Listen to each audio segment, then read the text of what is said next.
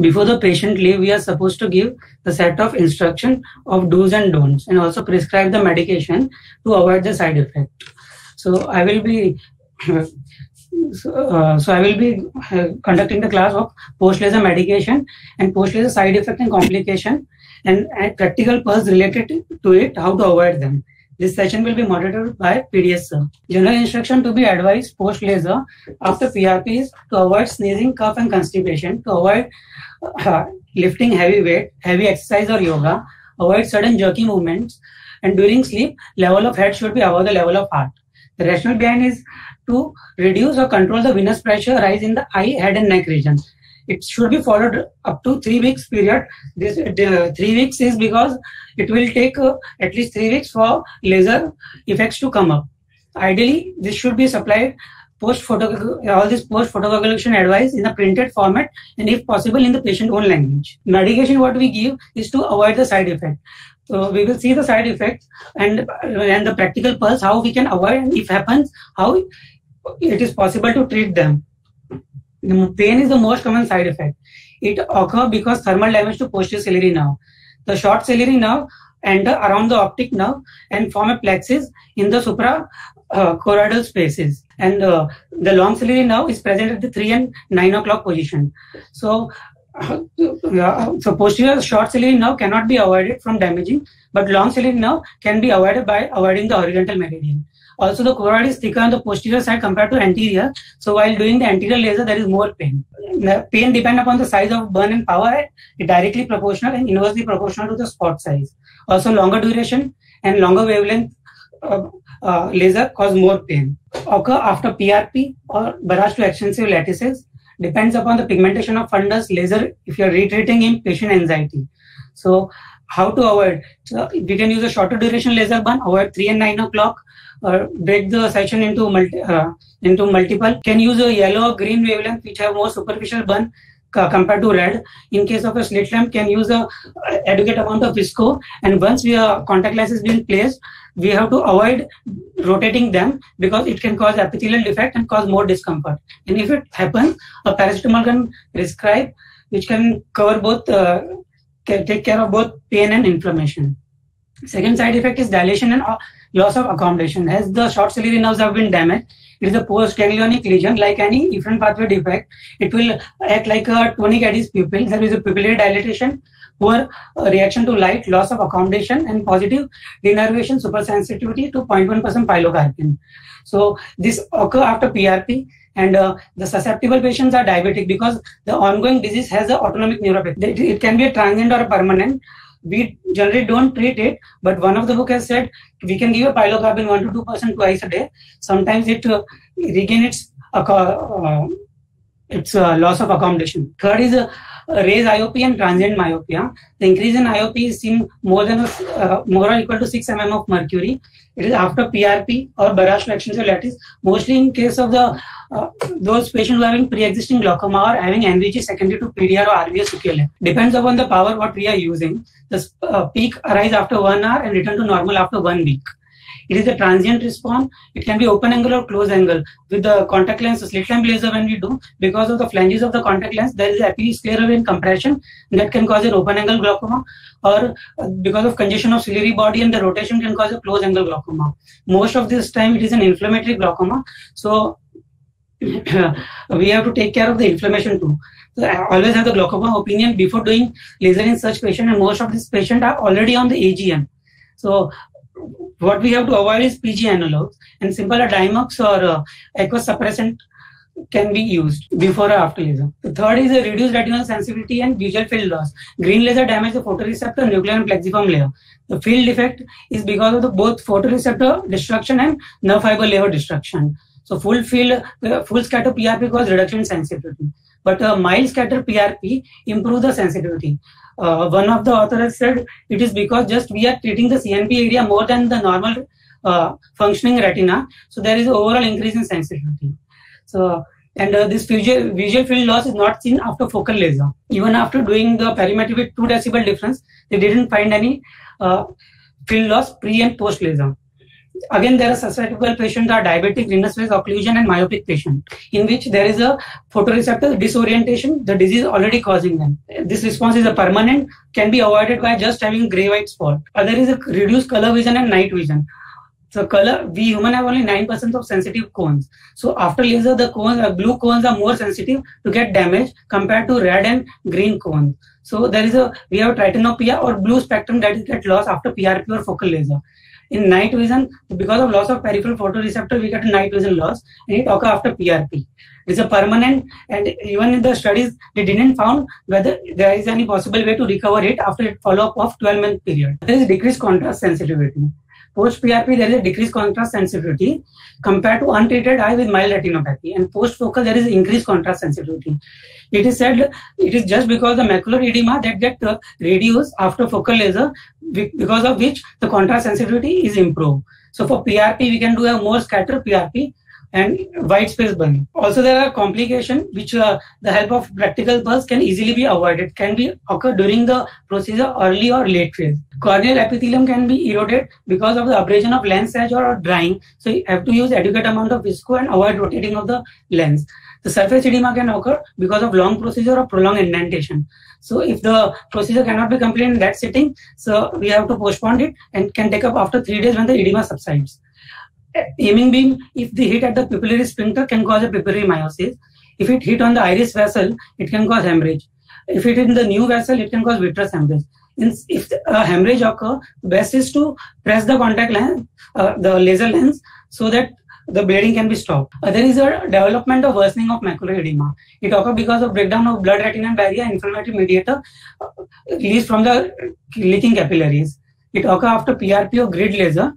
And susceptible patient of PDR RVO sequelae, those having already macular edema. It is a transient response, peak at 1 week and normalize by 3 months. So how we can avoid it is to avoid high power and duration. If it is early PDR with maculopathy, first treat the maculopathy. After 2 weeks, can be taken for PRP.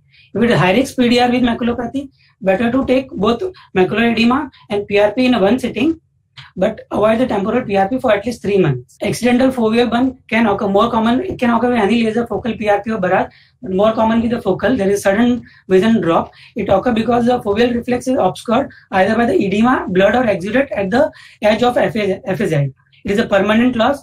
So how we can avoid it? It is while doing the focal laser, intermittently we have to see the disc and the fovea by looking at the end of FAZ. Other is a conservative treatment. We have to treat more away area of the FAZ. In the first sitting, once the edema slightly subsides and the FAZ is more clear in the next visit, we can come close to FAZ. Otherwise, we have a recent FFA can give a landmark foveal or a cobalt blue filter of a slit lamp because selective absorption of blue light by a macular xanthophyll at the fovea. Other is if we ask the patient before starting the laser, only ask the patient to look at the aiming beam.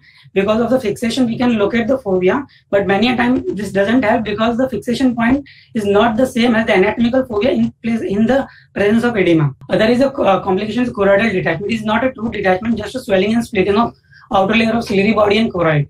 After PRP or barrage of extensive lattice, it can occur. It resolves after 2 weeks. So how to avoid is just to limiting the number of burn power and duration and adequate interval between the sitting. It is said the aqueous inflammatory sterile inflammatory aqueous flare get peak at 5 to 7 days and get normalized by up to 2 to 3 weeks. So adequate interval between the two PRP should be 2 weeks. But because we have an outstation patient, we prefer to do in the gap of 1 to 2 days. How to treat if the CD is there, we have to hike up the steroid every 1 hourly and follow up the patient after 1 week. Next, enlargement of macular laser scar or paracentral scotoma. It occurs after focal or a grid laser because of confluence of adjacent burn resulting in scar and that encroached with fixation. It occurs more commonly in myopic patients. It is a permanent.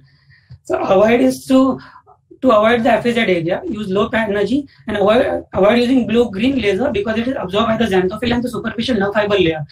We can use a yellow laser in this case. In case of a bilateral grip treatment, always it is advisable to avoid or spare the median raphe on both sides. That will avoid the paracentral scotoma. ERM is common if we do a laser in uveitic or inflamed eye. It occurs because when we hit the laser on thin sheet of a vitreous hemorrhage or subhyaloid hemorrhage, commonly seen after PDR or RVO sequelae. ERM is more common with intraoperative laser, but discussing that is out of the scope of this class. This damage of ERM is once it appears is permanent unless removed surgically. So how to avoid it? So avoid laser in the inflamed eye. Avoid direct hitting on the intraretinal, preretinal, subretinal hemorrhage. To give anti-inflammatory medication, oral or topical steroid to control inflammation before laser, and to do laser under steroid cover. CNM is rarely seen after focal laser, more common in old laser coexisting ERMD. So it is a permanent, so we have to avoid repeated laser burn on the same spot.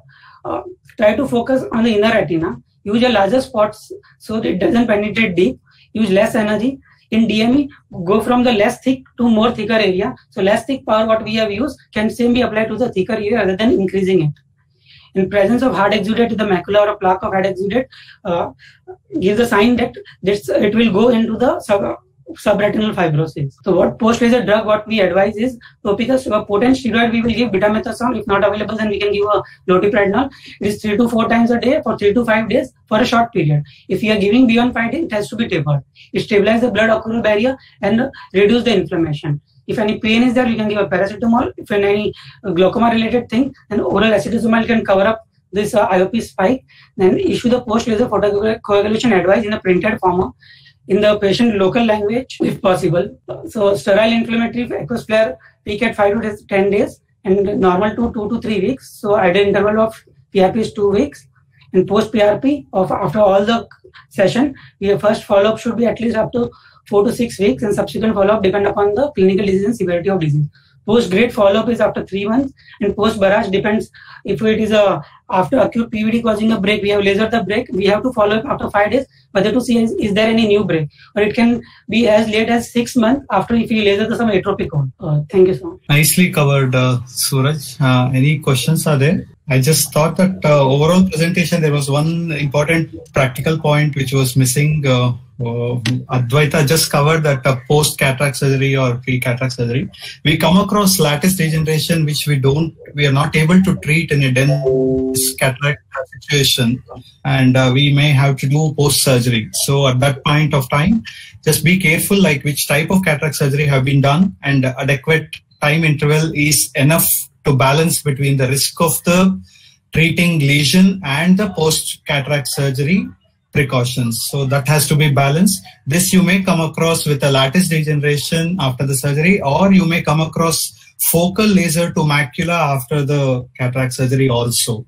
So you have to decide like how urgency, and you have to take a call in that, because small incision section versus phaco section has tremendous potential for breach in the post-operative sterility, and you may land up with a infection, acute infection, and it may cause serious repercussions. Any other questions are there? Thank you all for doing a wonderful job. The purpose of this capsule was to provide practical information regarding the procedure of laser photocoagulation.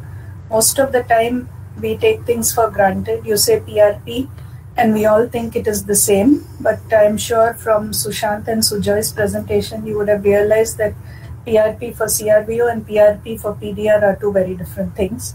Similarly, sector laser for just a BRVO and a sector laser for vasculitis have different implications. Certain conditions you want to look at the wide field fluorescein angiogram before you want to treat to know the extent of treatment. We know that treatment barrage to a lattice is different from barrage to a horseshoe tear because of the way the detachment is likely to progress. And also, importantly, the side effects that Suraj told us as far as treatment and watching for complications is concerned. So this is not just a practical class for the senior residents. I'm glad to see all of them read very well. I'm sure many things they did not know before they had this class to prepare for. But for postgraduates who are there and not there, this is a laser photocoagulation for retinal diseases, an important question and also part of your ASCII. So make sure that all of you have imbibed whatever was taught in the class today. Congratulations to all the SRs. Commence, then maybe we can close for the day. It's been a little long presentation, but well done all of you. Thank you, ma'am. Very well done.